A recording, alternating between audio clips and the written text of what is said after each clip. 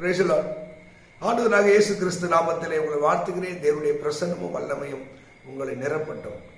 எசேக்கியேல் 36ஆம் அதிகாரம் 30ஆம் வசனம், பஞ்சத்தினால் உண்டாகிற நிந்தையை நீங்கள் அடையாதபடி விருட்சத்தின் கனினாலே வயலின் பலனாலே நான் உங்களை பெருக பண்ணுவேன். நல்ல அழகான ஒரு வாக்குத்தத்தம். என்ன சொல்கிறார்?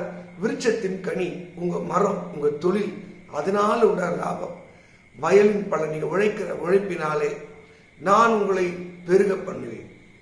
இது ஒரு பெருக்கத்தின் மாதங்களாக, நன்மையின் மாதங்களாக தேவன் உங்களை ஆசீர்வதிப்பாராக.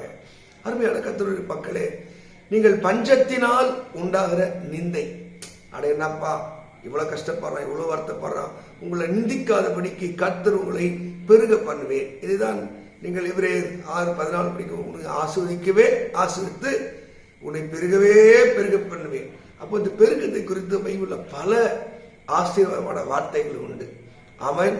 உங்க வாழ்க்கை இந்த ஆசீர்வாதத்தை பெற வேண்டும் என்றால், வெற்றியை பெற வேண்டும் என்றால், தேவனுடைய வாக்குகள் நமக்குள்ளே வந்து பலிக்க வேண்டும் என்றால், பல வசனங்கள் அதுக்கு விளக்கு. இதுல இந்த எசேக்கியேல் 36, 24, 25 அப்படியே நீங்கள் படிக்கும் போது அங்க ஆண்டவர் சில சுத்திகரிப்பை, சுத்த ஜலத்தை நான் உண்மையில் தெளித்து, சுத்த ஜலத்தினாலே நம்ம கழுவப்படணும், பரிசுத்த ஆவியினால் கழுவப்படணும். அந்த அனுபவத்துக்கு, ஆவிக்குரிய மாற்றங்களுக்கு நாம் கழுவப்படுகிற நிலைக்கு நாம் வரும்போது நம்முடைய தொழில், வருமானங்கள், பொருளாதாரங்கள் ஆசீர்வதிக்கப்படும். இரண்டாவது, அடுத்த வசனம் சொல்லுது, சுத்த இருதயத்தை நான் உங்களுக்கு தருவேன். எப்படி? கல்லான இருதயத்தை எடுத்து சதையான இதயம். நம்ம இதயத்தில் பக்தி, பரிசுத்தம், தேவனை விரும்புகிற காரியங்கள், நற்குணங்கள், அன்பு, இதெல்லாம் இருக்காப்பார். அப்படி இல்லைன்னா அந்த இருதயம் கெட்டு போன கல்லான இருதயம். அப்ப நான் கல்லான இதயம் எடுத்து நான் சதையான இதயமாக நான் மாற்றுவேன்.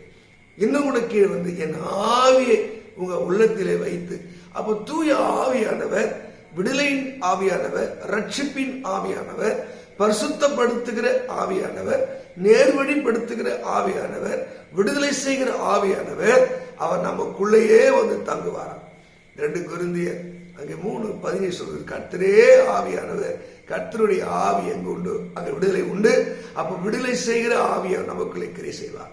இப்படி ஒரு ப்ராசஸ் போயிட்டே இருக்கும்போது தான் ஆண்டவர் சொல்றாரு, நான் நிந்தையினால், பாருங்க, சுத்தம் இல்லாததுனால, இதய கடினப்பட்டதுனால, பரிசுத்தாவி விலகி போனதுனால உங்களுக்கு பஞ்சம் வந்தது, வறுமை வந்தது.